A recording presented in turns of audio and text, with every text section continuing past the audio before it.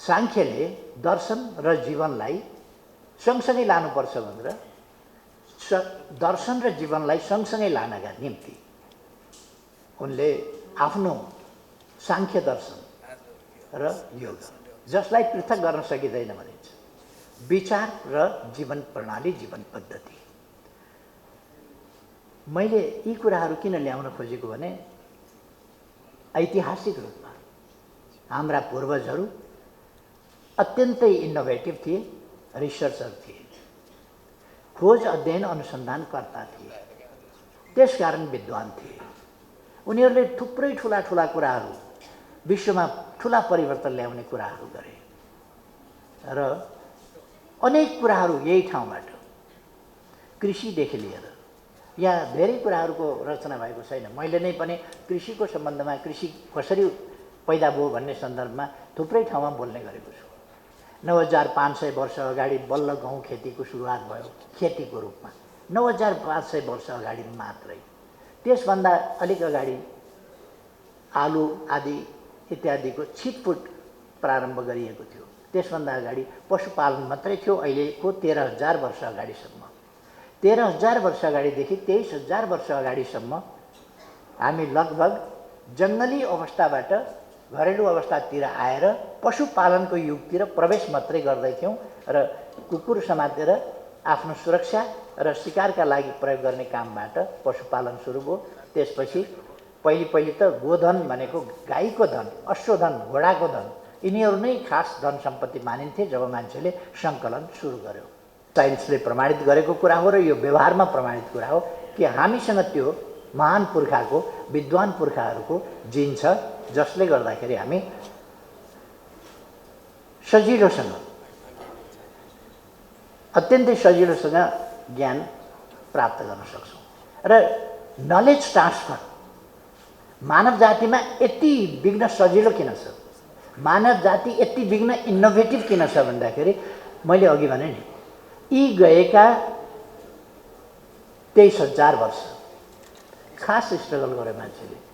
त्यसमा पनि गएको 10,000 वर्ष त मान्छेले समाजलाई आधुनिक बनाउन, प्रगति गर्न, सुविधायुक्त बनाउन, आवास बनाउन, खाना, पेटको चिन्ताबाट अलिकति हल्का मुक्त हुन, एकैचोटि मुक्त हुन त सकिँदैन थियो, त्यसबाट मुक्त हुनका लागि कोसिस गर्नु पर्थ्यो।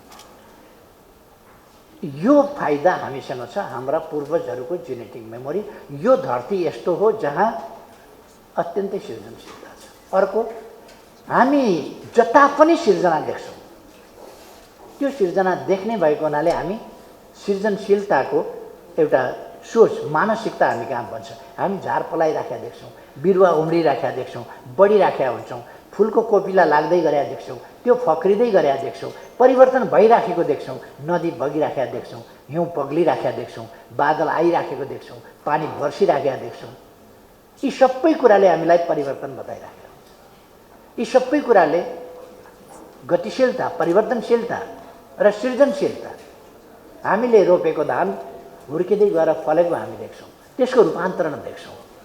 यी सबै कुरा जीवनमय देख्छौँ, अथवा प्रकृति जीवनमय छ भन्ने फिलोसफी हामीलाई बुझ्न हाम्रो प्रकृतिले धेरै सजिलो गरी बताउँछ।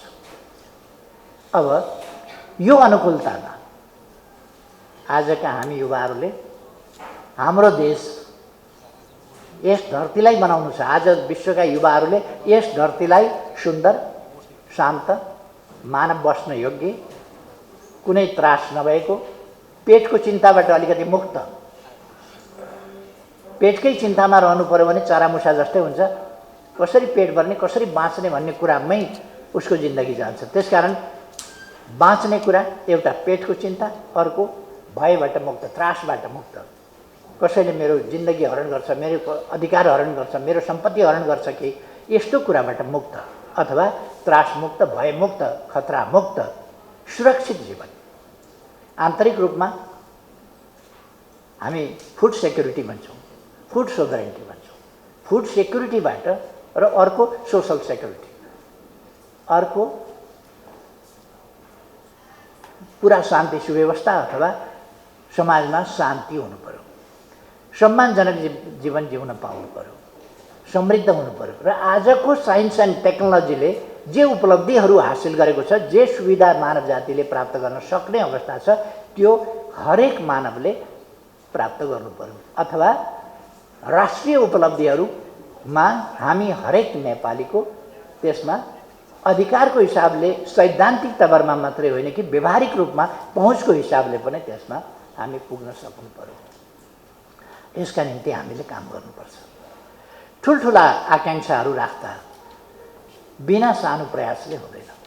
तर ठुलो प्रयास, बुढा मान्छेहरूले ठुलो प्रयास गर्न सक्दैन। सिकन्दर बुढो भएको भए विश्व सम्राट हुन्छु भनेर दुःख गरेर दौड्न सक्ने थिएन। हि वाज भेरी यङ सम्राट। त्यस कारण ऊ कुद्न सक्थ्यो।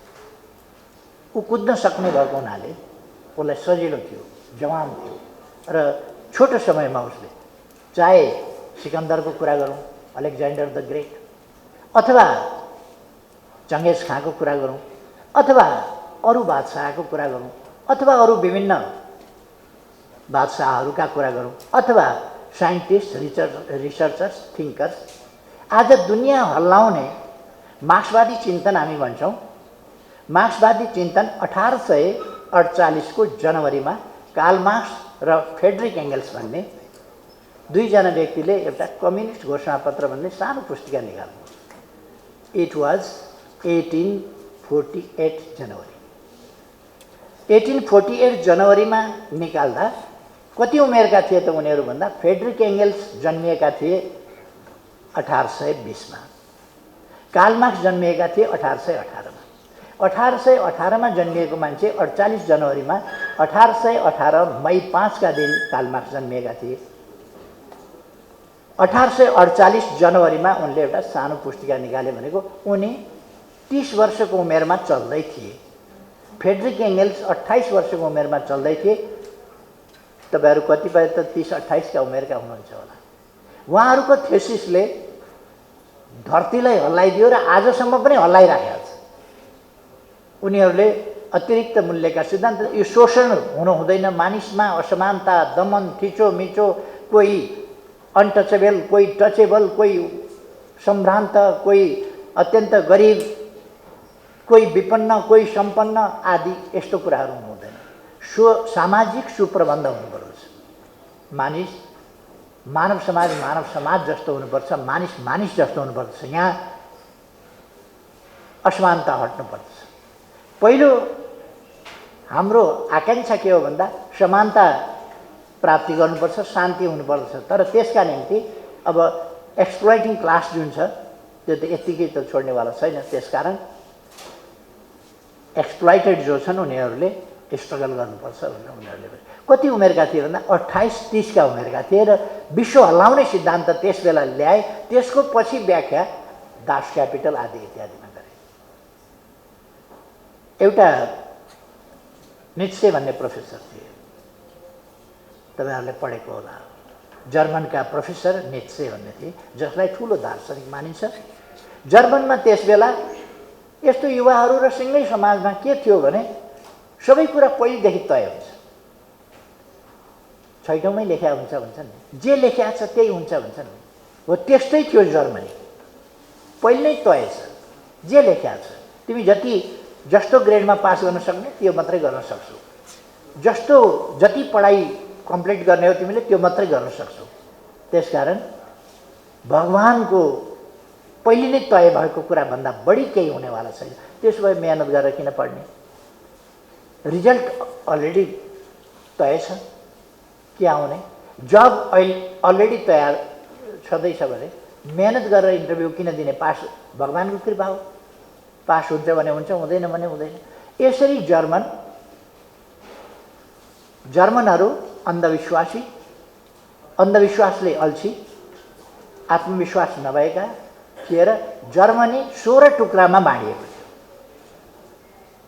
अनि प्रोफेसर नित्सेले यस्तै युवाहरूलाई भेला गरेर एक दिन उनी एउटा परालको पुतली बनाए, एउटा हातमा लट्ठी लिए अनि सहरतिर बजारतिर गए।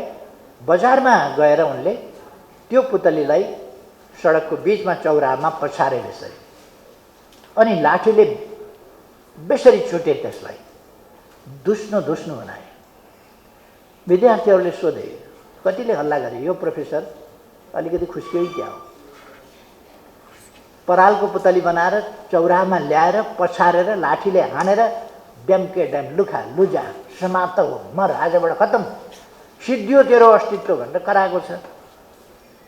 किन यो प्रोफेसर बौलायो भन्न थाले। अनि विद्यार्थीहरूले पनि सोधे, के भयो त साँच्चै गुरुलाई? अनि गुरुदेव, के भएको यो, के गर्नुभएको भनेर। सबै तिमीहरूले भनेको त्यो भगवानले गरिदिन्छन्, भगवानले लेखेको छ, भगवानको इच्छा भने होइन। तिमीहरूको इच्छा गर्ने, तिमीहरूको भविष्य लेख्ने भगवान मैले यहाँ पछारेर मार्दिएँ, लाठीले हानेर ध्वस्त पार्ने। अब तिमी आफैले केही गर्छौ भने गर्छौ, तिम्रो भगवान सिद्धियो। भगवानका भर नपर, तिमी आफै गर। You have to do yourself, you have to study yourself, you have to do everything whatever you for yourself. अब त्यहाँ भगवान छैन, सिद्धियो। अब जर्मनी 16 टुक्रामा बाँडिएको छ, कसले एकीकृत गर्छ? जर्मनी पछाडि परेको छ, कसले अगाडि बढाउँछ? हेपिएको छ जर्मनी, कसले अगाडि बढाउँछ जर्मनीलाई? बिस्मार्क भन्ने तपाईँहरू जस्तै बसिरहेको एकजना युथ थियो। बिस्मार्कले भनौँ, म गर्छु गुरु, जर्मनीलाई म अगाडि बढाउँछु, जर्मनीलाई विकसित गर्ने नेतृत्व म लिन्छु, म बनाउँछु, जर्मनीलाई गरिबबाट धनी म बनाउँछु, पछाडि परेकोलाई अगाडि म बनाउँछु। Later on, he became the chancellor of Germany, Bismarck. र उसको टिमले 16 टुक्रामा बाँडिएको जर्मनीलाई एडभान्स बनायो, एकीकृत गर्यो। Unified Germany, strong Germany, develop Germany. र he was called as iron man, iron chancellor. के थियो, केले प्रेरणा गर्यो भन्दाखेरि एउटा मान्छेको प्रेरणाले, एउटा मान्छेको विचारले, कि उसले भगवानको भरोसा होइन, तिमी आफ्नो बुतामा भर पर, भगवानमाथि विश्वास गर्नुहोस्। तपाईँले केही गर्नु, सुतेर बस्नुभयो भने तपाईँलाई दौडमा गोल्ड मेडल चाहिँ भगवानले ल्याइदिने, तपाईँ आफू केही नगर्ने, घरमा सुतेर बस्ने, दौड प्रतियोगिता हुँदैछ अरे भनेको सुन्ने। भगवान छँदैछन्, स्वर्ण पदक मलाई दिनु छ भने त दिन्छन्, दौड्ने किन भनेर, अभ्यास गर्ने किन भन्ने हो भने न तपाईँ साइन्टिस्ट हुन सक्नुहुन्छ, न धावक, न खेलाडी, न कलाकार, न इन्जिनियर, न डाक्टर, न म्यानेजर, न प्रोफेसर, केही पनि हुन सक्नुहुन्न यदि तपाईँले केही गर्नु भएन भने। युवाहरूले आफूले गर्नुपर्छ, बहकावमा गएर होइन। बिस्मार्क बहकावमा गएको भने हुन्थ्यो भने ऊ एउटा आवारा विद्यार्थी निस्किन सक्थ्यो, आवारा युवा निस्किन सक्थ्यो, तर ऊ गम्भीर थियो र उसले आत्मविश्वास आफूमा जगायो, म केही गर्न सक्छु। अनावश्यक आत्मविश्वास, असम्भव आत्मविश्वास जगाउने होइन, सम्भव र असम्भव। हामीले हाम्रो समाजमा रहेको पोटेन्सियल, पहिलो कुरा त you have to identify your potential, in which sector, in which subject you have potential. त्यो पोटेन्सियल तपाईँले पहिले छान्नु पर्दछ र त्यो पोटेन्सियल अनुसार मान्छेको प्रतिभा सबै कुरामा एकै ठाउँमा हुँदैन। अहिलेसम्म पोटेन्सियल जहाँनेरि छ, एउटा खेलाडी हुने मान्छे गायनको क्षेत्रमा गयो भने काम लाग्दैन, त्यो खेलमा पो उसको पोटेन्सियल सम्भावना हुन्छ। त गलो नै छैन उसको भने जति गरे पनि अभ्यास गर्न सक्छ, तर गलोले साथ दिँदैन। जुन विधामा उसको सम्भावना छ, पोटेन्सियल छ। म तपाईँहरूलाई भन्न चाहन्छु, what is the development? Development भनेको के हो भन्दा धरती असाधारण पोटेन्सियलले युक्त छ र मानव मस्तिष्क यस सृष्टिको सबभन्दा महत्त्वपूर्ण र सबभन्दा उच्चतम सिर्जना मानव मस्तिष्क हो। अहिलेसम्म मानव मस्तिष्कमा असाधारण पोटेन्सियल छ, जसले मानवलाई त्यो पोटेन्सियलसम्म जान इजाजत दिन्छ। त्यसकारण धरतीमा रहेको पोटेन्सियललाई उजागर गर्ने, त्यसलाई बुझ्ने, त्यसलाई उजागर गर्ने, त्यसलाई प्राप्त गर्ने, त्यसलाई प्रयोग गर्ने, त्यो कुराको क्षमता मानिसमा विकास हुनुपर्छ। मानवीय पोटेन्सियल, प्रकृतिमा रहेको पोटेन्सियल, दुईटा मानवीय पोटेन्सियल विकास नभइकन धरतीको पोटेन्सियल कसरी विकास गर्ने? साइन्सको कसरी विकास गर्ने? What is science? That's the potential of the nature. नेचरको पोटेन्सियललाई हामीले थ्योरीमा परिणत गरेका हो। नलेज प्राप्त गरेर त्यसलाई नलेजमा रूपान्तरण गरेर अनि त्यसलाई हामीले सिद्धान्तमा, सूत्रमा विकास गरेका हुन्छौँ। त्यसकारण म आग्रह गर्छु तपाईहरुले एकदमै खुला दिमाग राखेर, you are youth, you are young, you are energetic, you are innovative, you can do something. यो तपाईको उमेर सबभन्दा बढी काम गर्न सक्ने, क्रियाशील हुने, बोझ उठाउने हो भने पनि तपाईले बढी बोझ उठाउन सक्ने, दौड्ने हो भने बढी दौड्न सक्ने त्यो एज हो। तर तपाईले अहिले नै तपाई स्टडी गर्नभन्दा अगाडि ठुलो सर्जनभन्दा ठुलो सर्जन, यो बुढो सर्जनकै पछाडि म किन लागेर पढ्ने भन्नुभयो भने त्यो गलत हुन्छ। तपाईहरुले यो बुढो प्रोफेसर यसकै कुरा कति सुन्ने भन्यो भने गलत हुन्छ। प्रोफेसर होइन, तपाई प्रोफेसरले भन्दा धेरै चीज गर्न सक्नुहुन्छ इनोभेटिभ। गुरु गुण नै रहे चेला चिनी बने भन्छ नि। हरेक ठाउँमा चेलाहरू चिनी बन्छन्, गुरुभन्दा एक स्टेप अगाडि बढ्छन्, तब नै उनीहरूले नयाँ नयाँ कुराहरूको सृजना र रचना गर्छन्। मैले अघि भने आर्यभट्टको कुरा गरेँ, नालन्दा विश्वविद्यालयका यो 500 कति इस्वीको कुरा, आर्यभट्टको कुरा गरेँ। उनका गुरुभन्दा उनी धेरै अगाडि आए। त्यसकारण उनी विश्वविद्यालयको र त्यस युगको सबभन्दा ठुलो दार्शनिक, सबभन्दा ठुलो गणितज्ञ, सबभन्दा ठुलो विद्वानको रूपमा उनी स्थापित भए। उनका गुरुभन्दा कता हो कता अगाडि बढे। त्यसकारण हामीले हाम्रो मस्तिष्कलाई प्रयोग गर्नुपर्छ। र मस्तिष्क प्रयोग गर्ने सन्दर्भमा म तपाईहरुलाई भन्छु, तपाईहरु यङ हुनुहुन्छ, मस्तिष्कका विभिन्न स्टेजहरू हुन्छन्। र स्टेज र अलिकति प्रशोधित खालको अवस्था। कहिले कहिले मनमा लागेका कुराहरू चाहिँ र खालका हुन्छन्, कच्चा खालका, प्रशोधित नगरिएका। हामीसँग जैविक प्रवृत्ति र सामाजिक प्रवृत्ति दुईटा हुन्छ। हामी मान्छे हौं, सामाजिक प्राणी हौं, त्यसकारण जैविक प्रवृत्तिले मात्रै हामीलाई काम चल्दैन।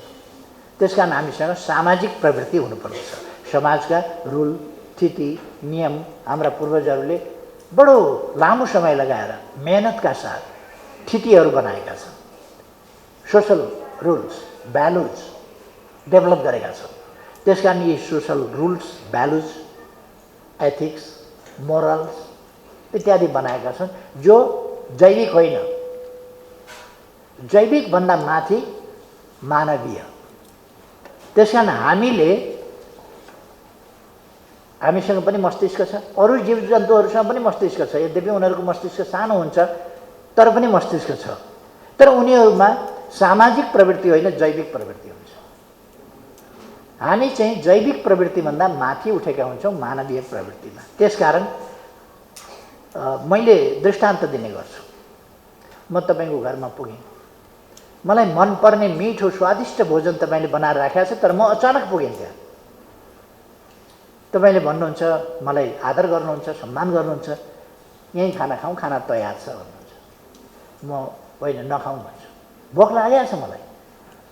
तर किन नखाउँ भन्छु भने तपाईँ कहाँ तपाईको परिवारलाई ठिक्क खाना बनाएको छ। मैले त्यहाँ खाना खाएँ भने तपाईको परिवारलाई फेरि बनाउने झन्झट पर्छ। त्यहाँबाट 10 मिनेटको परतिर बाटो परतिर मेरो घर छ, त्यहाँ मेरो लागि खाना बनिराखेको छ। मैले यहाँ खाएँ भने त्यहाँ खाना खेर जान्छ। तपाईँ कहाँ खाना मिठो छ, स्वादिष्ट खाना छ, भोक लागिराखेको छ। जैविक प्रवृत्तिले भन्ने हो भने गाई भैँसीले के भन्छ, म आफ्नै गोठमा गएर खान्छु भन्छ? भन्दैन नि, उसले त जहाँ भेट्छ त्यही खाइदिन्छ। यो झगडा परिराखेको छिमेकीको बाली हो भनेर छोड्छ, उसले झन् झगडा लगाइदिनु, त्यही खाइदिन्छ। यो चाहिँ जैविक प्रवृत्ति हो। तर मानवीय प्रवृत्ति के हुन्छ भने मन त लागेको हुन्छ, तर त्यो मन उसले प्रशोधित विचारमा त्यसलाई पहिलो जैविक लगाई जुन उसको हुन्छ मन, त्यसलाई प्रशोधित गर्छ मान्छेले चाहिँ। र प्रशोधित अवस्थामा उसले विचार गर्छ, यहाँ खाना खाएँ भने यहाँ फेरि खाना बनाउनुपर्छ, एकजनालाई पुग्दैन, झन्झट हुन्छ, मेरोमा एकजनाको खाना बर्बाद हुन्छ, खाना बढी हुन्छ, घरको परिवारले सँगै बसेर खाने अपेक्षा गरिराखेको छ, पर्खिराखेको छ अघिदेखि मलाई, त्यसकारण मैले यहाँ होइन उहीँ गएर खानुपर्छ। यो मानवीय चेतनाले भन्छ। कुनै चिज मलाई असाध्यै राम्रो लाग्न सक्छ।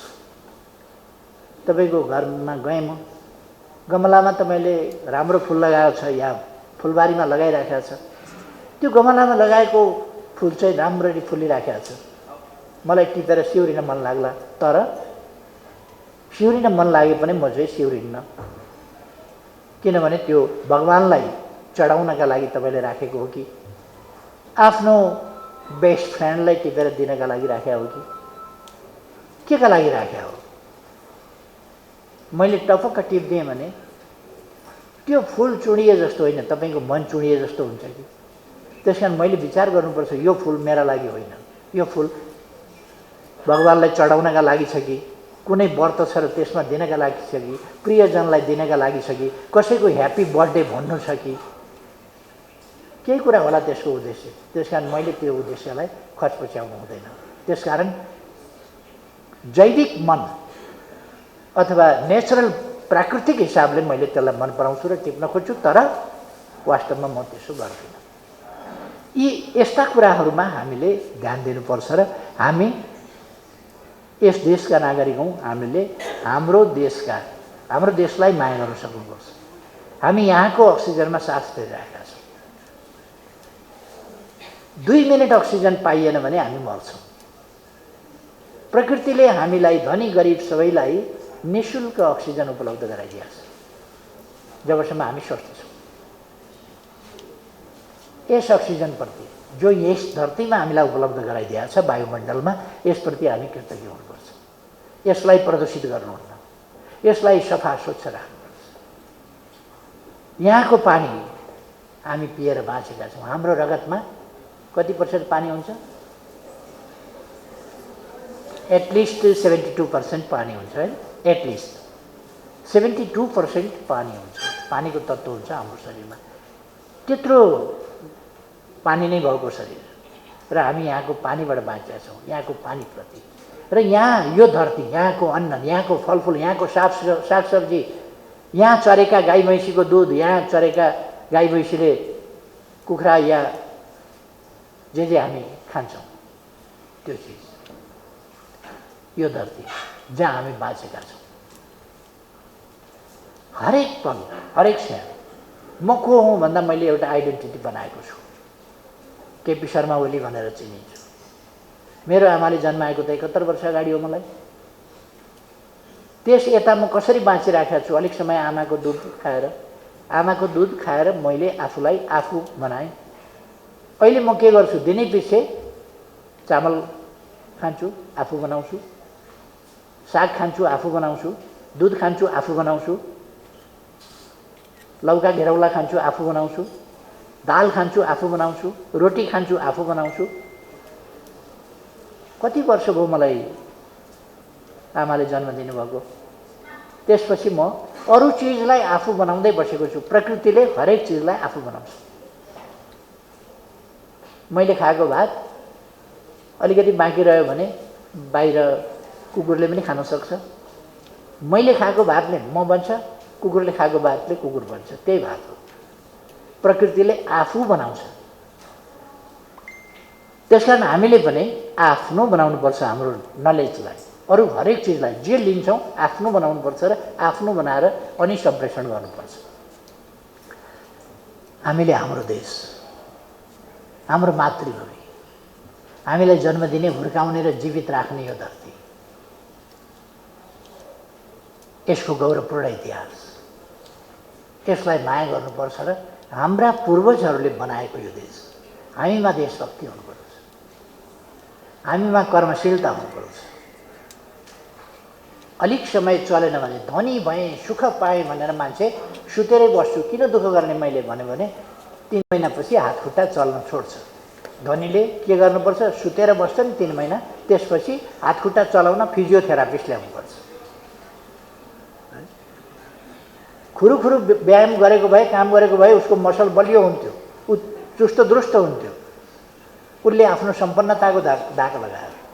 मैले पसिना बगाउनु पर्ने के छ, मलाई नपुग्दो के छ, मैले दुःख गर्नुपर्ने के छ, मैले जिम जानुपर्ने के छ, मैले व्यायाम गर्नुपर्ने के छ, मैले योगा गर्नुपर्ने के छ, मलाई सब कुरा पुगेको छ भनेर सुत्यो भने अलिक समयपछि उसका शरीरहरू चल्न छोड्छ।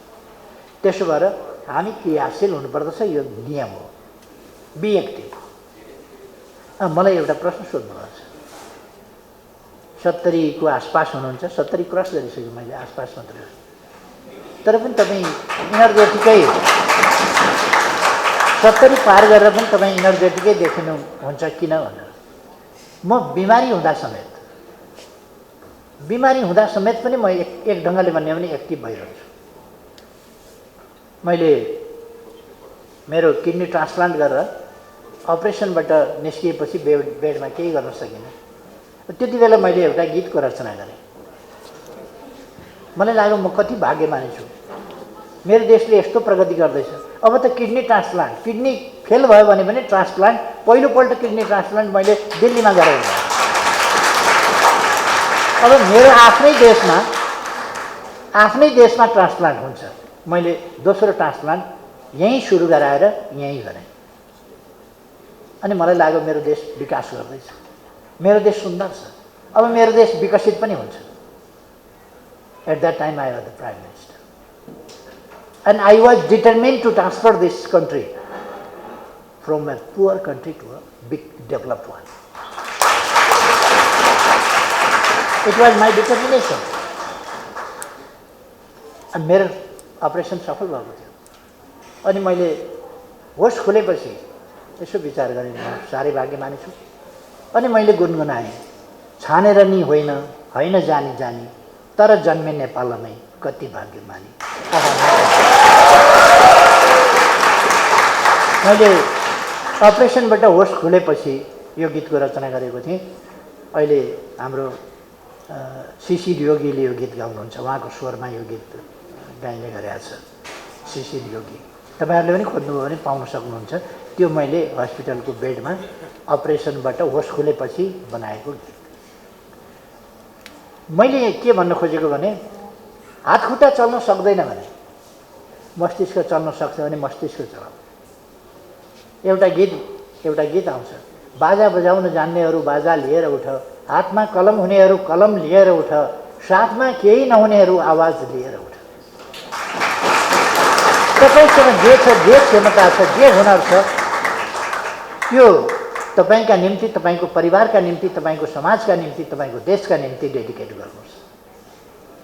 म किन इनर्जेटिक छु? म अलिक अबेलै सुत्छु, तपाईँहरूलाई थाहा छ होला। मेरो 2-3 घन्टा मैले राति, कमसेकम 2 घन्टा मैले हरेक रात स्टडी गर्नुपर्छ, किन बिहानदेखि रातिसम्म, बेलुकासम्म म फुर्सदै पाउँदिनँ। त्यस कारण मेरो स्टडी गर्ने समय अलिक राति हुन्छ, त्यसले गर्दा सुत्न ढिलो हुन्छ। तर पनि अलिकति स्टडी हरेक दिन जति अबेला भए पनि या त आइप्याड पल्टाउँछु, ल्यापटप पल्टाउँछु, या त पुस्तक पल्टाउँछु, या त कपी निकालेर केही नोट गर्छु। केही न केही मैले हरेक दिन गरेको हुन्छ। अलिक साह्रै बिरामी हुँदा बाहेक हल्का बिरामी हुँदाखेरि पनि नोट गर्ने काम, यसो अलिकति केरकार गर्ने काम जस्ता कुराहरू चाहिँ म गरिहाल्छु। म जेल बसेँ 14 वर्ष, अत्यन्तै कठिनाइको स्थितिमा बसेँ। 4 वर्ष नेल हतकडीसँग कालकोठरी भन्छ, कालकोठरी भन्दा पनि सेल भन्छ, एउटा गोलघर भन्ने अत्यन्त कष्टकर छ, जहाँ उहिले 97 सालमा टङ्कप्रसाद आचार्य, रामहरि शर्माहरूलाई राखिएको थियो। उहाँहरू 27 महिना त्यहाँ बस्नुभयो। हामीहरूले 4 वर्ष बस्नु परेको थियो त्यस ठाउँमा, बहुतै कष्टको ठाउँ। त्यहाँ मार्नका लागि राजनीतिज्ञहरूलाई राखिन्छ। बाई चान्स मार्ने समय जुरेन, म बाँचेँ, तपाईँहरूसँग भेट भयो, खुसी लागेको छ। र मैले देशलाई एउटा नयाँ डिरेक्सनमा, करप्सन नै सदाचार हो कि जस्तो गरेर, आचार हो कि जस्तो गरेर बनिरहेको अवस्थामा म करप्सन गर्दिनँ, गर्न दिन्न भन्ने कुरा, र करप्सन गर्दिनँ भन्ने मात्रै होइन, मैले आफ्नो प्राइभेट प्रोपर्टी, मेरो श्रीमतीको सम्पूर्ण सम्पत्ति आफ्नो होइन, अब राज्यको सम्पत्ति भनेर डिक्लेयर गरेर त्यसलाई पास गरिदिइसकेको छु। किनभने म देशका लागि समर्पित छु। त्यसकारण मेरो घर म बाँचिन्जेल, मेरो श्रीमती बाँचिन्जेल म बस्न पाउँछु। त्यसपछि अहिले पनि म त्यो घर बन्दकी राख्न सक्दिनँ, म त्यो घर बेच्न सक्दिनँ, बेचेर खर्च चलाउन सक्दिनँ। बिमारी भए पनि उपचार तपाईँहरूले गराउनु भयो भने कोही, नत्र भने मसँग पैसा छैन। किन पैसा छैन भने अलिकति त सांसद छु, सांसदको हिसाबले थोरैतिर आउँछ, नत्र भने मैले घर बेचेर उपचार गर्छु भन्ने पनि छैन, किन घर दान गरिसकेको छ। दान गरेका चिज बेच्न पाइँदैन, तपाईँहरूलाई थाहै होला। त्यसो भएर मेरो डेडिकेसन छ, र डेडिकेसन इनएक्टिभ खालको डेडिकेसन होइन, एक्टिभ डेडिकेसन। जबसम्म म जीवित रहन्छु, देशका लागि जीवित रहन्छु, जनताका लागि जीवित रहन्छु भन्नेहरूले त अलिकति आलोचना गरिरहन्छ। राजनीतिमा यस्तै हो। कुन्ती मोक्तानले गाएको गीत जस्तै म पनि खुट्टा तान्दै गर, म त हिँड्छु मेरै बाटो, खुट्टा तान्दै गर, गीत गाउँदै गर्छु, गीत पनि गाउँदै गर्छु, अगाडि पनि बढ्दै गर्छु। आफ्नो अभियानमा, आफ्नो कुरामा म अगाडि बढिरहेछु। म तपाईँहरूलाई पनि त्यही सुझाव दिन्छु। कसरी इनर्जेटिक रहने? मान्छे यङ त सधैँ त रहन सक्दैन, तर यङ जत्तिकै इनर्जेटिक रहन सक्छ। तपाईँहरू हरेकलाई म भन्न चाहन्छु, म युवाहरूभन्दा कम सक्रिय छैन। मसँग सँगै बसेर काम गर्ने युवाहरू थाक्छन्, मेरो साथमा रहँदा थाक्छन्, तर म काम गरेर थाकेको हुन्न। यो चाहिँ एक्टिभिटीले गर्दा। चलिरहेको शरीर चल्न गाह्रो मान्दैन, चलिरहेको दिमाग चल्न गाह्रो मान्दैन। चल्न छोड्यो भने डेड भनेको त्यही त हो। त्यसकारण एउटा साथीहरूले अघि मलाई सुनाउनु भयो कि नेपालमा भएका सबै परिवर्तनमा युवाहरूको हात छ। नेपालमा मात्रै हो र? संसारमा भएका तमाम परिवर्तनमा युवा बाहेक कसले गर्छ? युवाहरूले त गरेका छ परिवर्तन। आज कतार बनिराखेको छ, आधुनिक कतार बनेको छ, आधुनिक बिल्डिङहरू बनेका छन् कतारमा। त्यो सबै कसले बनाएका छ? हाम्रा युवाहरूले बनाएका छन्। यो जहाँका होस् युथहरूले बनाएका छन्। अर्थात् सिर्जना गर्ने नै युवाहरूले हो। अनि के बुढाबुढी त्यति माथि डोरी बाँधेर चढेर त्यो गगनचुम्बी महलहरू बनाउन सक्छन्? त्यसको पेन्टिङ गर्न सक्छन्? अब म बन्जिङ जम्प गर्न जाउँ? त्यो त तपाईँहरूले गर्नु हो नि। बन्जी मैले अलिक पहिले नै गर्नु पर्थ्यो, अब किन दुःख गर्ने बुढेसकालमा? बाँधेकै ठाउँ पनि हड्डी भाँच्यो भने के गर्नु? त्यसकारण म कहाँनिर छु भन्ने कुरा पनि अलिकति ख्याल गर्नुपर्छ। यद्यपि मलाई कहिले कहिले बन्जी जम्प गरौँ लागेर आउँछ। अब सबै काम सिद्धिए, राम्रो राम्रो गर्न पर्ने काम सबै सिद्धिए, मैले युवा छु भनेर बन्जी जम्प गर्नुपर्छ र? युवा छु भन्नका लागि मैले युवा झैँ काम गर्दा पुग्छ, बन्जी जम्प गर्न जानु पर्दैन भन्ने मलाई लाग्छ।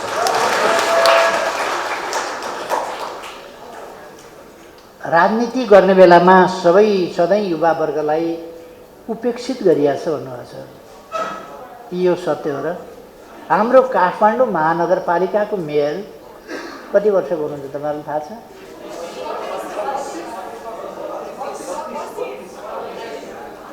29. So far I think she is 29, below 30.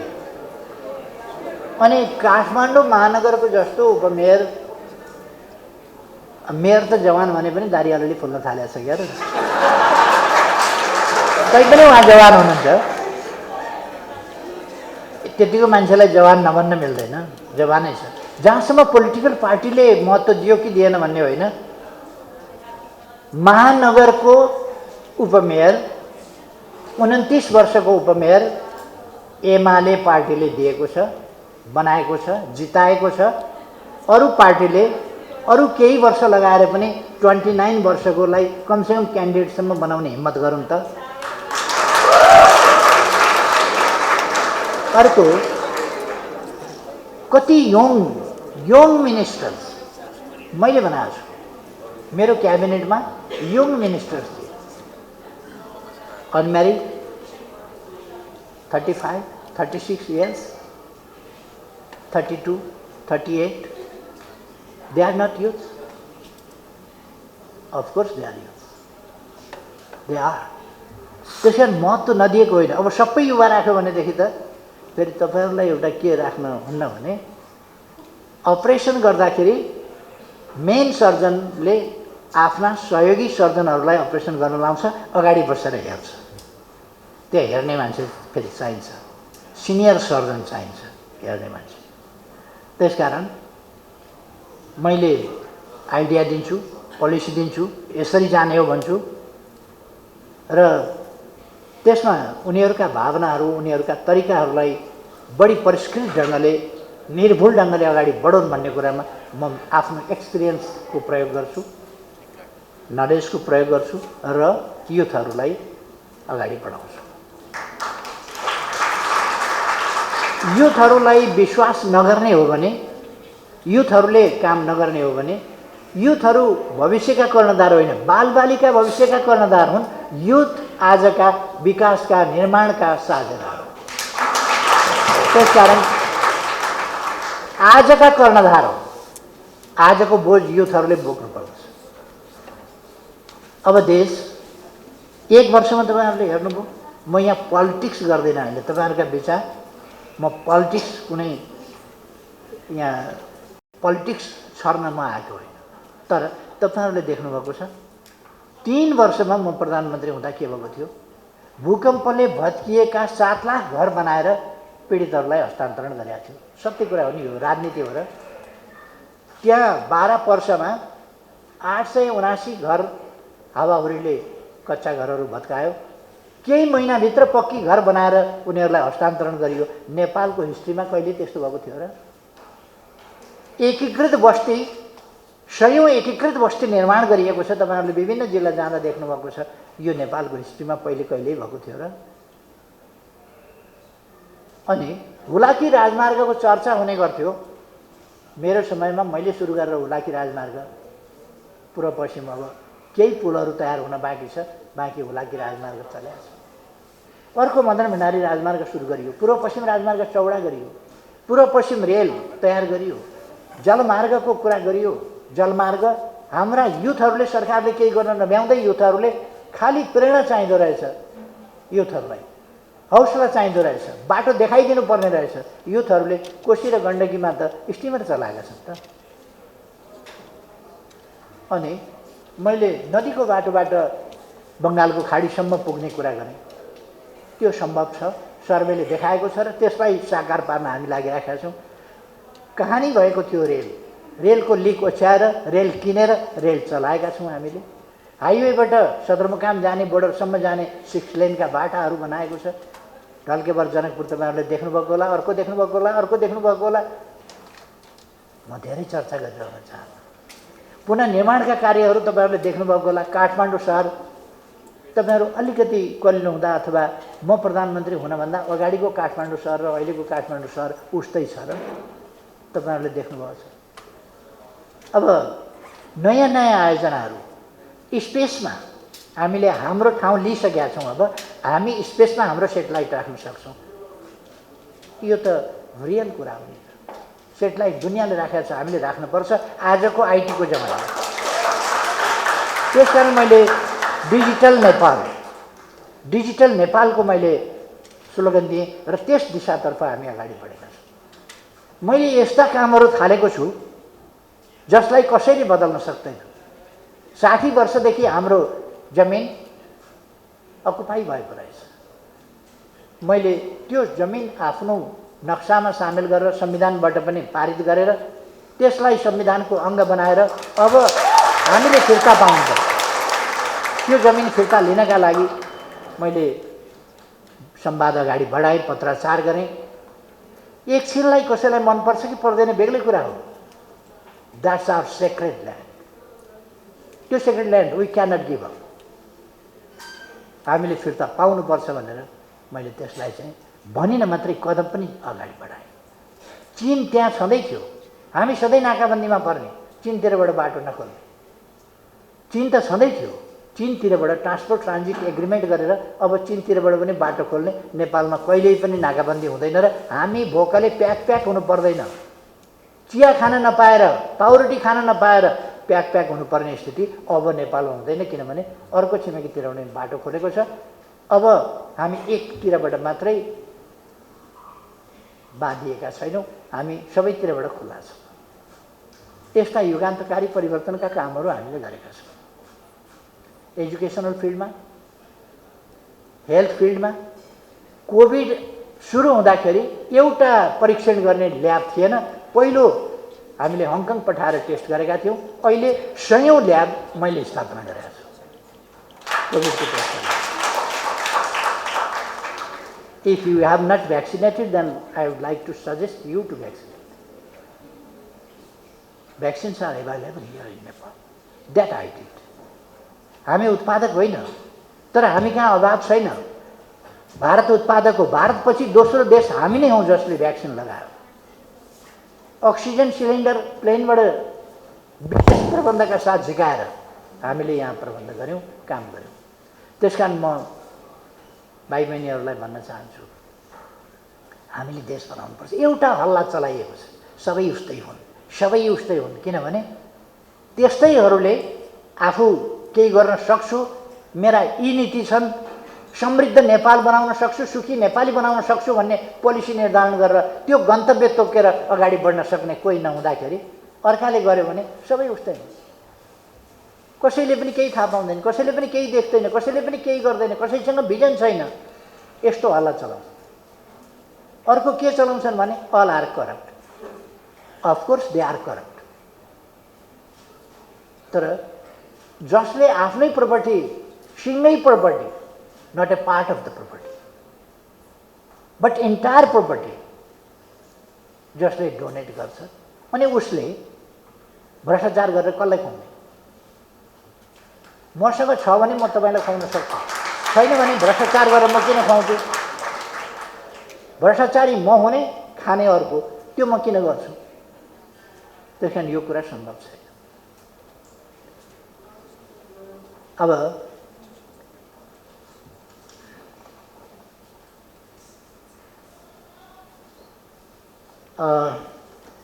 Rana अवरोध भनियो, हटाइयो, ठिक हो। राणा अवरोध थिए। दुनियाँ अहिलेको मोडर्न एरामा दुनियाँ कहाँबाट कहाँ अगाडि बढिसक्दाखेरि राणाहरूले स्कुल खोल्न नपाइने, पढ्न नपाइने, के नपाइने, त यस्तो खालको प्रबन्ध यहाँ राखेका थिए, त्यसलाई हटाइयो। त्यसपछि पनि त कङ्ग्रेस आयो। कङ्ग्रेस आएर 4 वर्ष त कम्युनिस्ट पार्टी माथि प्रतिबन्ध लगायो डेमोक्रेसीमा। 8 साल, 9 साल, 10 साल, 11 साल, 12 साल कम्युनिस्ट पार्टी त प्रतिबन्धित अवस्थामा थियो। डेमोक्रेसी भनेको एउटा पार्टीका लागि हो र? मल्टी पार्टी सिस्टम भनेको एउटा पार्टी सिस्टम हो र? डेमोक्रेसी भनेको दादागिरी? डेमोक्रेसी भनेको दादागिरी होइन। मैले हिजो एक ठाउँमा बोल्दाखेरि पनि भनेको थिएँ, डेमोक्रेसीमा कम्पिटिसन हुन्छ, होस्टाइलिटी होइन, दुश्मनी। अहिलेको सरकारले, अहिले गठबन्धनमा भएका पार्टीले दुश्मनीतिर राजनीतिलाई लान खोजेका छन्। म तपाईँहरूलाई किन यो भन्दैछु भने त्यो राजनीति गरेको होइन। हाम्रो समाज स्वस्थ प्रतिस्पर्धातिर जाने कि दुश्मनीतिर जाने? कहिले जातका नाउँमा, कहिले धर्मका नाउँमा, कहिले भूगोलका नाउँमा नेपालीलाई भिडाउन खोजिन्छ। यहाँ सेन्टिमेन्टमा ल्याउन खोजिन्छ। हाम्रो पहिचान भनेर नेपाली पहिचान हामीले खोज्नुपर्ने नेपाली पहिचान हो। जातका पहिचान यो भनौँ अनि एकले अर्कालाई घृणा गरौँ, यसरी नेपालीलाई फुटाउन, विभाजित गर्न खोजिएको छ। हाम्रो देश विविधतायुक्त देश छ। सर्वोच्च शिखर सगरमाथादेखि अनेक उच्च हिमशृङ्खलादेखि 58 मिटर मात्रै समुद्र सतहभन्दा माथिको लोल्यान्ड हामीसँग छ। यस्तो विविधता छ केही किलोमिटरको डिस्टेन्समा। एरोनोटिकल माइल्सको हिसाबले भन्ने हो भने लेस देन 100 एरोनोटिकल माइल्स, त्यो डिस्टेन्समा हामीसँग यो डाइभर्सिटी छ। Geographical diversity, natural diversity, biodiversity, and there are so many other diversities. Similarly, we have social diversity. Nepal is the country of diversity. Diversity is our richness, is our property. त्यस कारण कल्चरमा diversity छ, अनेक चिजमा diversity छ। Diversity हाम्रो सम्पदा हो, यसमा हामीले गर्व गर्नुपर्छ, यसलाई मिलाएर राख्नुपर्दछ र अगाडि बढाउनुपर्छ। परिस्थिति फेरिएको छ, परिस्थिति फेरिएको छैन भन्ने नठान्नमा साथीहरूलाई आग्रह गर्न चाहन्छु। परिस्थिति अवश्य फेरिएको छ। हिजो राणा हुँदा यस्तै थियो र होइन, जहाँको त्यहीँ हामी छैनौँ। कतिपय साथीहरूले भन्छन् महिला दिदीबहिनीहरूको स्थिति फेरिएकै छैन। आज जिल्ला जिल्लाबाट तपाईँहरू एकजना पुरुष एकजना महिला आउनुभएको छ। आज कम्पिटिटिभ जमाना छ। विद्यार्थीको इनरोलमेन्ट हेर्नुभयो भने हिजो हामी सानो हुँदाखेरि पढ्दाखेरि 2टा बालिका हुन्थे, 20 जना छात्र हुन्थे, 2टी छात्र हुन्थे, 3टी छात्र हुन्थे। आज 50-50 हुन्छ। आज नम्बर ल्याउने कुरा हो भने कहिले कहिले छिटाहरूलाई अलिक बढी खेल्न ओर्न मन लाग्ने, यताउता मन लाग्ने, किन अभिभावकले पनि अलिकति छोडिदिया हुन्छ नि, त्यसकारण अलिक पढाइमा कम हुने, अनि रिजल्ट आउने बेलामा केटीहरूको अलिक मासतिर रिजल्ट आउने, अनि केटाहरूको त्यसपछि मात्रै आउने हुन थालेको छ। यो कम्पिटिसनको कुरा हो, राम्रो कुरा हो। एउटा मेडिकल कलेजमा म त्यहाँको नेसनल डे थियो, पुरस्कार पनि वितरण गर्नु थियो, त्यहाँ गएको थिएँ। फर्स्ट, सेकेन्ड, थर्ड अनि सान्त्वना पुरस्कारसम्म सबै महिला आएको देखेर म छक्क परेँ। पुरुष विद्यार्थी पढ्दैनन् भने पढ्छन्, तर यसपछि मात्रै आउँछन्। अब जमाना त्यहाँ मात्रै छैन। राणा शासनमा महिला राष्ट्रपति सम्भव थियो र हुन त नबुझ्ने केहीहरूले आफ्नो पार्टीबाट गएको नभएको हुनाले राष्ट्रपति अवश्य कमन भयो, तर आफ्नो पार्टीको नभएको हुनाले, पार्टी पृष्ठभूमिको नभएको हुनाले जसरी पनि विरोध गर्नुपर्छ भनेर लागेको छ। तर हामी कहाँ महिला राष्ट्रपति छ, हामी कहाँ महिला चिफ जस्टिस भए, हामी कहाँ महिला सभामुख भए, हामी कहाँ महिला उपसभामुख भए। आज पनि राष्ट्रपति, उपसभामुख, राष्ट्रिय उपाध्यक्ष महिला छ। र नेपालले प्रगति नगरेको होइन। दुनियाँमा जाँदाखेरि म धेरै ठाउँमा, अमेरिकाको विभिन्न ठाउँमा मैले बोल्ने गरेको छु कि हामी कहाँ कमसेकम जनप्रतिनिधिहरूमध्ये 41% of the peoples representative they are women, 41% महिला प्रतिनिधि। पार्लियामेन्टमा 33% महिला प्रतिनिधि छन् पार्लियामेन्टमा भने, र लोकल लेभलमा मोर देन 42%। एभरेजमा मिलाउँदाखेरि 41% महिलाहरू जनप्रतिनिधिको रूपमा काम गर्छ। त्यसकारण स्थितिमा भिन्नता छैन, होइन। एउटा गाउँमा एसएलसी पास गरेको मान्छे, म सानो छँदा एसएलसी पास गरेको एउटा मान्छे भेटियो भने अचम्म हुन्थ्यो। अहिले छोरा कतिमा पढ्छ, ऊ डिग्री गरिसक्यो, 2टा विषयमा डिग्री गर्यो, बुहारी पिएचडी गर्दैछ, छोरी मास्टर्स गरिराखेको छ, अर्को छोरा ब्याचलर गर्दैछ, अलिक सानै छ। गाउँमा पनि त्यस्तो छ। त्यसकारण स्थितिमा परिवर्तन नआएको होइन, वाञ्छित भएन। कहिले कहिले देशको समय के गर्ने, आवश्यकता र संसदीय गणित फरक पर्छ। संसदीय गणितले गर्दाखेरि एउटा देशभक्त काम गर्न सक्ने सरकार विस्थापित गर्यो। अब अहिलेको जस्तो सरकार देशको 1 वर्ष खेर गयो मात्रै होइन, ओह्रालो लाग्यो अर्थतन्त्र अनेक हिसाबले। अहिले मैले तपाईँहरूसँग यस सरकारको बारेमा धेरै केही भनिरहनु पर्ने छैन, तर यथार्थ देशप्रति हामी चिन्तित हुनुपर्छ। मैले त्यति मात्रै राख्नु पर्छ।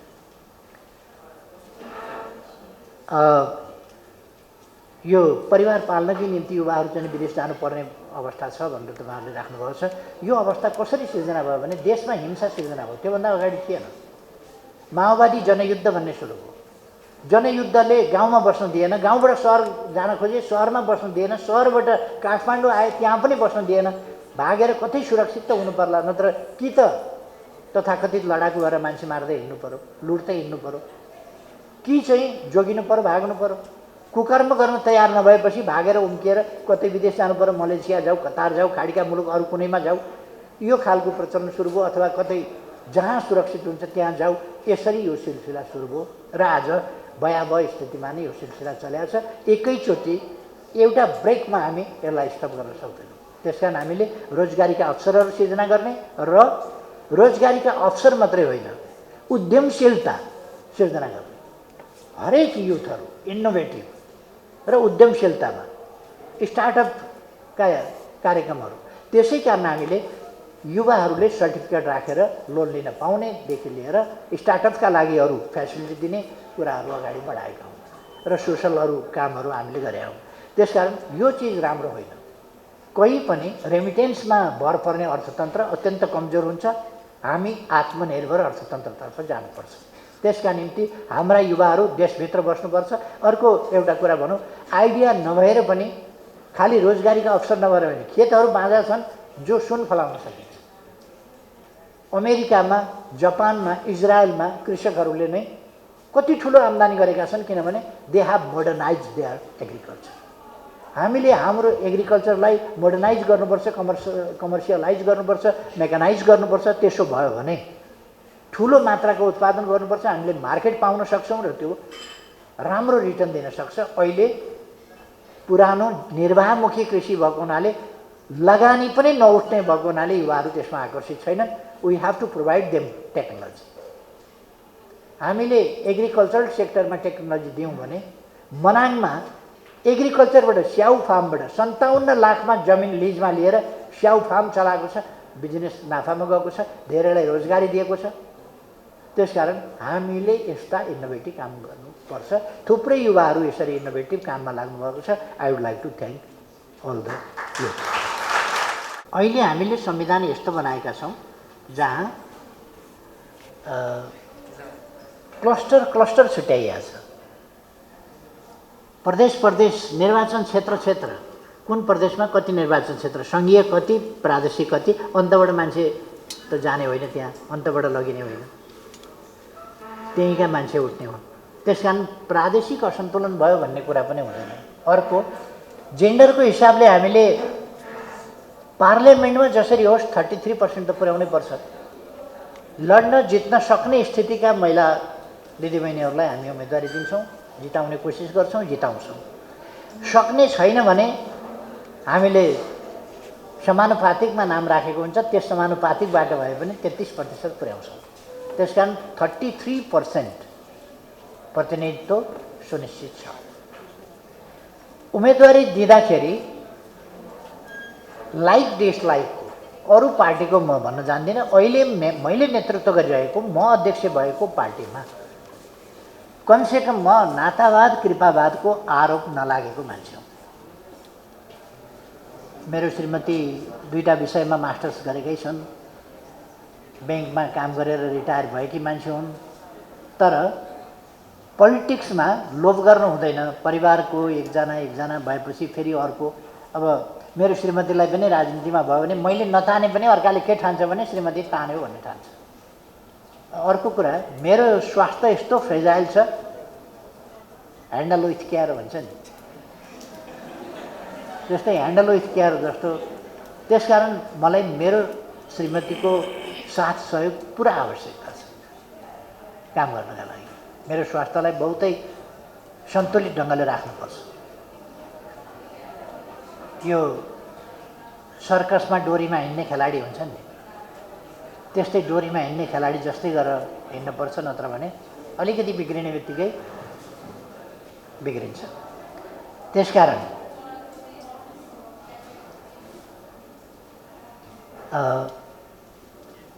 मेरो चाहिँ आफ्नो अर्को भन्ने हुँदैन, नाता गोताको।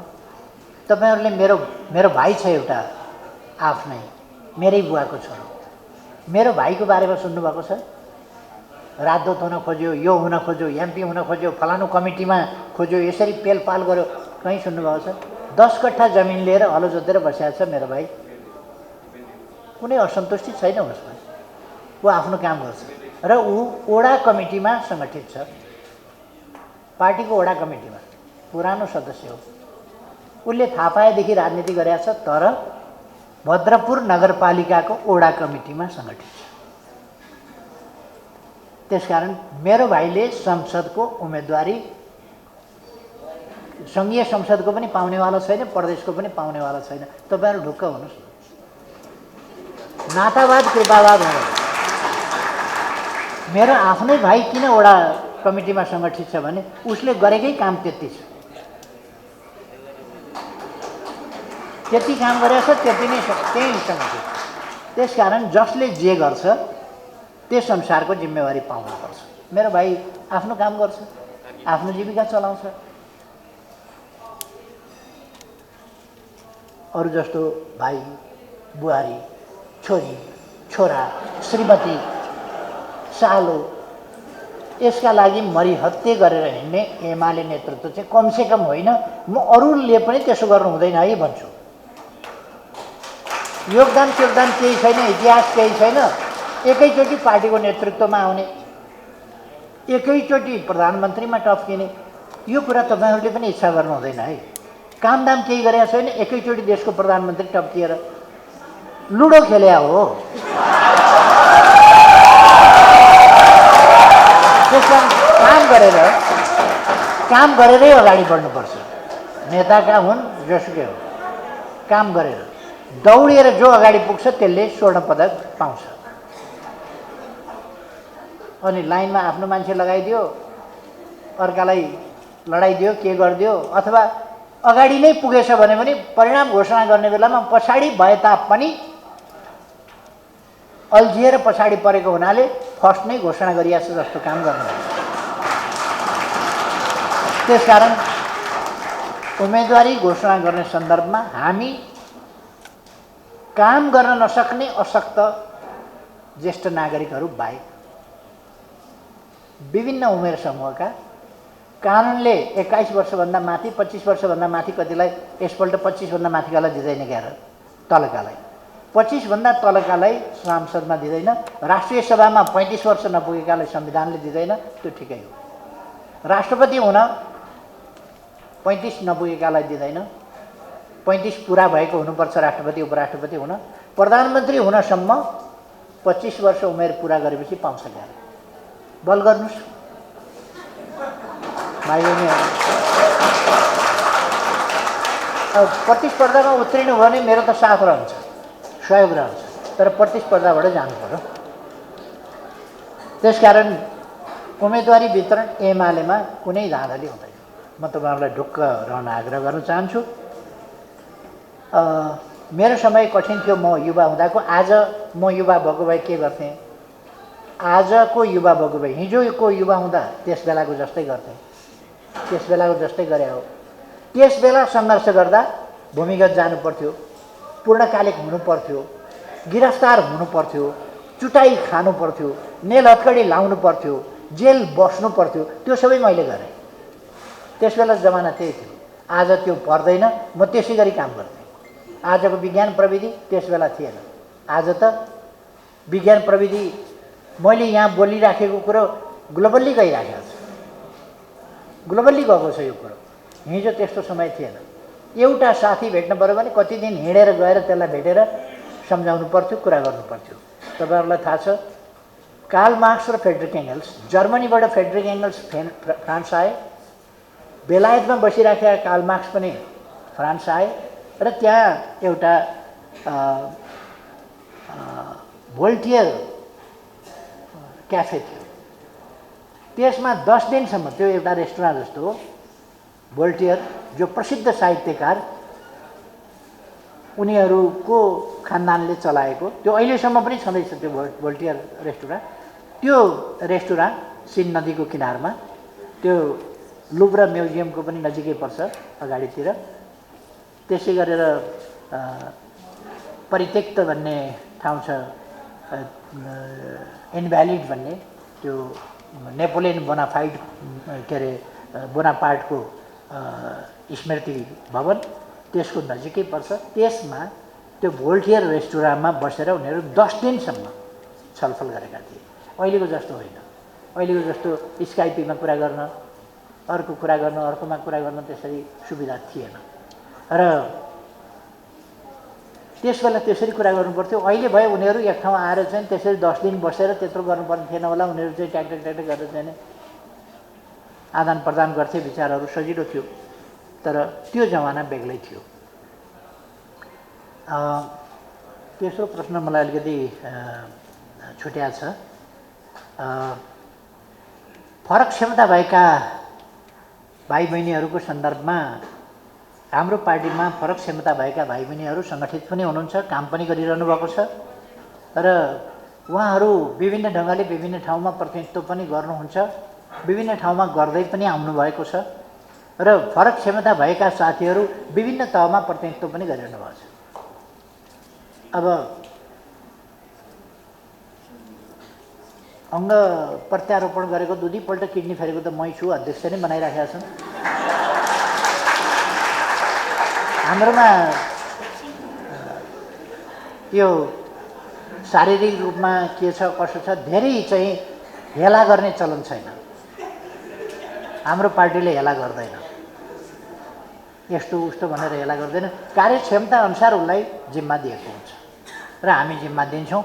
म भाइ बहिनीहरूलाई एकदम ढुक्कले अगाडि बढ्न आग्रह गर्न चाहन्छु।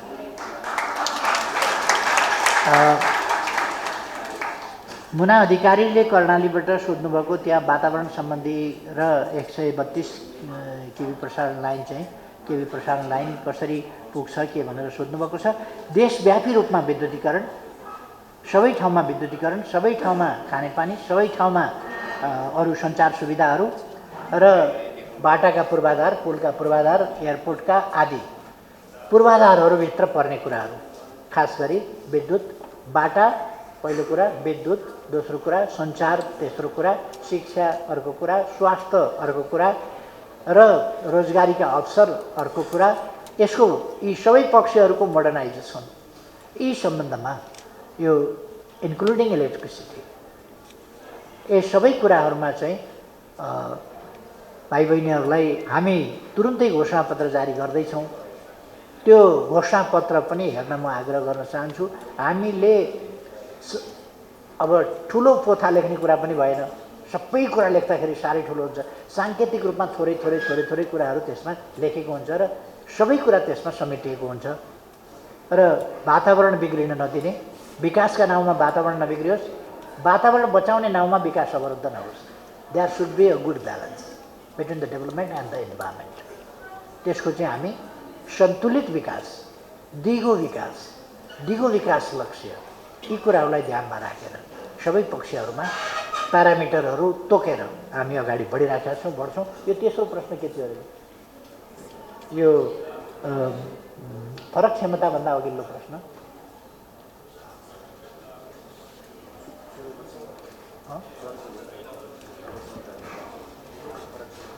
भन्दा अगाडि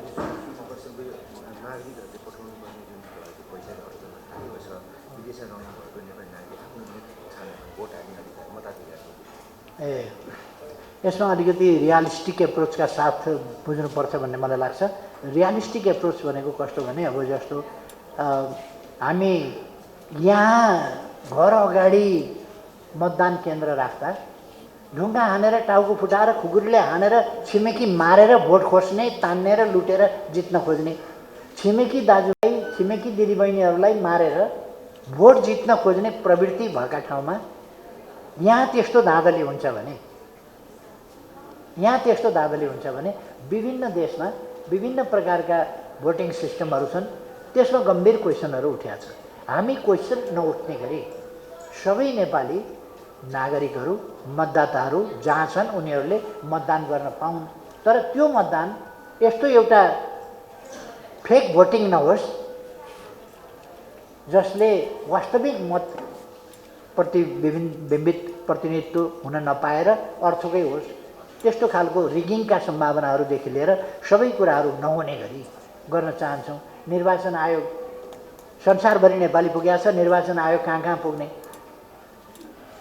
यी अलिकति जटिलताहरूलाई कसरी समाधान खोज्ने भन्ने व्यापक छलफल राजनीतिक दलहरूका बिचमा पनि भइरहेको छ र निर्वाचन आयोगसँग पनि भइरहेको छ र इन्टेलेक्चुअलहरूका बिचमा पनि भइरहेको छ।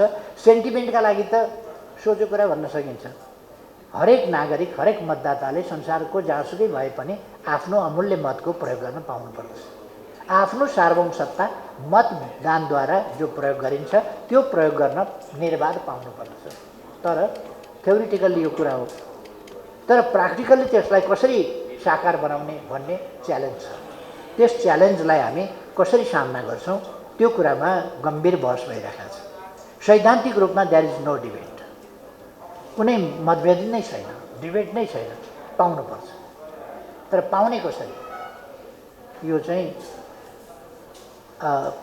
जस्तो मैले यासोकमा पुग्दा भने 3 किलोमिटर ठाडै तल खोलाबाट माथि डाँडामा गाउँ छ, त्यहाँका मान्छेले पानी पिउन पाउनुपर्छ पर्दैन भन्दा पाउनुपर्छ मैले भनेर हिँडेँ। पाउनुपर्छ त भनेर हिँडेँ, भनेपछि पिउन पाए त होइन। अनि त्यसपछि आयोजना राखेर पम्पिङको विधिबाट त्यो गाउँमा घरै पछि धारा पुर्याएर 334 घरमा हामीले खानेपानी घरै पछि पुर्यायौँ र पाउनुपर्छ भन्ने कुरा अलिक अगाडि गरियो। पाउनुपर्छ भन्ने कुरालाई पायो भन्ने ठाउँमा पुर्याउनका लागि अलिकति समय लाग्यो, किनभने हामीले पम्पिङ सिस्टम डेभलप गर्नु पऱ्यो नि। त्यो सिस्टम डेभलप गरेर घर घरमा धारा पुर्याउँदा अलिकति समय लाग्यो। 2-3 वर्षको समय हामीले त्यसमा खर्च गर्नु पऱ्यो। म कुनै सरकारलाई कटाक्ष गर्न त किन चाहन्छु र? म के चाहन्छु भने मेरो देशमा जुनसुकै सरकार बने पनि स्वच्छ सरकार बनोस्, हरेक नेता त्यागी होस्, आडम्बरी पाखण्डी नहोस्, माछा खानुहुन्न भन्ने घरमा गएपछि किताबको खानुहुन्न भनेर खोला र पोखरीका खानुहुन्छ भन्ने त्यस्तो नगरोस्, टमाटर खानुहुन्न भन्ने किताबको पो खानुहुन्न त बारीमा फल्या त खान भइहाल्छ भन्ने यो खालको तरिका नगरोस् भन्ने म चाहन्छु।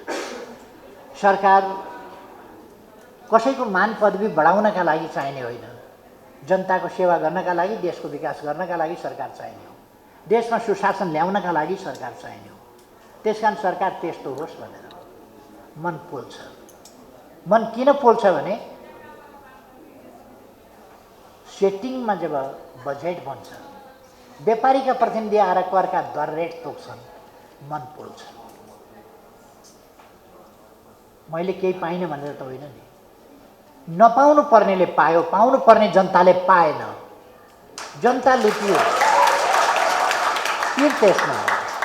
त्यसकारण म वर्तमान सरकारलाई कटाक्ष गर्ने अथवा आलोचना गर्ने कुनै रुचि नै राख्दिनँ। तर प्रश्न के छ भने फेरि भन्नै पर्ने हुन्छ,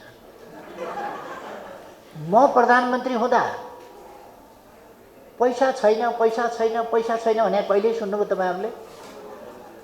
यता पनि पैसा छ, उता पनि पैसा छ, हुलाकी राजमार्ग बन्छ पैसा छ, धराहरा बन्छ पैसा छ, रानी पोखरी बन्छ पैसा छ, दरबार हाइस्कुल बन्छ पैसा छ, आर्मीको हेडक्वार्टर बन्छ पैसा छ, आर्मीको युनिभर्सिटी खुल्छ पैसा छ, अर्को युनिभर्सिटी खुल्छ पैसा छ, 396वटा हस्पिटल एकै ठाउँबाट मैले शिलान्यास गरेँ, बजेट छुट्याएँ, निर्माण कार्य सुरु भयो, पैसा छ।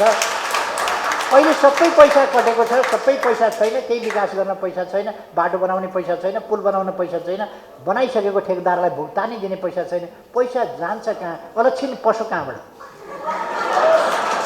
चिन्ता त्यो हो, पैसा कहाँ गयो? कसरी हरायो पैसा? देशको पैसा कहाँ गयो? म त जहाँ जता फर्क्यो त्यहाँ गर्दै थिएँ त, अहिले किन भएन? त्यसकारण मेरो यो सरकारलाई आलोचना गर्ने कुनै रुचि छैन र प्रतिस्पर्धा गरौँ भन्छु म। नेकपा एमाले ल्याएका विचारसँग अरू सरकारले त्योभन्दा राम्रा विचार ल्याओस्, त्योभन्दा राम्रा काम गरोस्, विकासका काम अगाडि बढाओस्। अनि मैले त लिम्पियाधुरा लिपुलेक कालापानी हाम्रो जमिन हो, फिर्ता पाऊँ भनेर, फिर्ता हुनुपर्छ भनेर, संवाद गरौँ भनेर पत्राचार गरेको थिएँ। यो सरकार आएपछि के भन्यो? लिम्पियाधुरा लिपुलेक कालापानी समस्या हुन्। समस्या पो भन्छ आफ्नो भागलाई। यस्तो नहोस्, फिर्ता ल्याउँ, यो मात्रै कुरा हो, विकास गरौँ, यो मात्रै कुरा हो। त्यसकारण यो मेरो कुनै बहस विवादको रुचि होइन। कुरा माथि पारेर देश तल पार्न हुँदैन।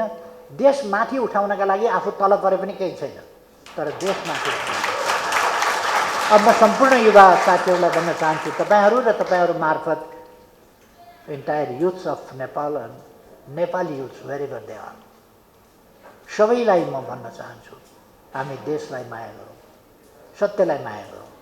तपाईँहरू बिहानै योग गर्नुहुन्छ नि, अष्टाङ्ग योग। अष्टाङ्ग योगका 8वटा अङ्ग छन्। 8वटा अङ्गमध्ये तपाईँहरूको बढी ध्यान चाहिने योग गुरुहरूले अलिक 2टा कुरामा दिइराखेका हुन्छ, सिकाइराखेका हुन्छ, प्राणायाम र आसन। आसन भनेको व्यायाम हो, फिजिकल एक्सर्साइज। प्राणायाम भनेको ब्रिदिङ एक्सर्साइज हो। तर योग त्यो 2टा exercise, breathing exercise and physical exercise भन्दा केही बढी कुरा हो योग भनेको। योगको 8वटा अङ्ग छन्, अष्टाङ्ग भन्छौँ ऋषि पतञ्जलिका अनुसार। 8वटा मध्ये पहिलो अहिंसा हो, हिंसा नगर। दोस्रो सत्य, सत्यमा अड, असत्य अस्वीकार गर, सत्य अपनाऊ, सत्यको मार्गमा चल। यस्ता अनेक छन्। आफ्नो जे चिज होइन, जे चिज तिम्रो होइन त्यसमा लोभ नगर, त्याग गर्न सिक। यस्ता पहिलो सूत्र एम हो। एमका 5वटा नियम छन्। मैले अघि नै भने सत्य, अहिंसा आदि। त्यसै गरेर नियम, त्यसका अरू कस्ता कस्ता नियममा बस्नुपर्छ, कस्ता नियमहरू छन्, के पालना गर्नुपर्छ, के स्वीकार्नुपर्छ, के परित्याग गर्नुपर्छ, यी कुराहरू धेरै महत्त्वपूर्ण कुरा योगमा छन्। तपाईँहरूसँग मौका मिल्यो भने, योगको बारेमा कुनै समय मौका मिल्यो भने, मैले आधी घन्टा जतिको प्रवचन गर्ने मौका पाएँ भने तपाईँहरूलाई योगको बारेमा, वाट इज योग, कहाँबाट योग सुरु भयो, योगको तत्त्व के हो, त्यस सन्दर्भमा पनि म भन्ने थिएँ। अहिले समय छैन। तपाईँहरूलाई म महान चिन्तक हुन, कर्मठ कर्मयोगी हुन आग्रह गर्न चाहन्छु र तपाईँहरूको फ्युचर यस्तो ब्राइट होस्, दुनियाँले देखोस्, त्यस्तो तपाईँहरूबाट ज्योति आउन सकोस्। तपाईँहरू यस्तो अनुसरणीय व्यक्ति हुनुहोस् हरेक, जसलाई अरूले एक्जाम्पल मानुन्। युथ कस्तो हुनुपर्छ भन्दा फलानु जस्तो, त्यस्तो तपाईँहरू एक्जाम्पल बन्न सक्नुहोस्। खेलाडी कस्तो हुनुपर्छ फलानु जस्तो, विद्यार्थी कस्तो हुनुपर्छ फलानु जस्तो। भोलि तपाईँ टिचर हुनुहोला फलानु जस्तो, डक्टर हुनुहोला फलानु जस्तो, इन्जिनियर हुनुहोला फलानु जस्तो, म्यानेजर हुनुहोला फलानु जस्तो, अथवा अरू प्रकारको जबमा तपाईँ जानुहोला फलानु जस्तो, एउटा व्यावसायिक हुनुहोला, उद्यमशीलता तपाईँले सुरु गर्नुहोला फलानु जस्तो। निष्ठावान, कर्मयोगी, कर्मठ, तपाईँहरू दृष्टान्त योग्य बन्न सक्नुहोस्।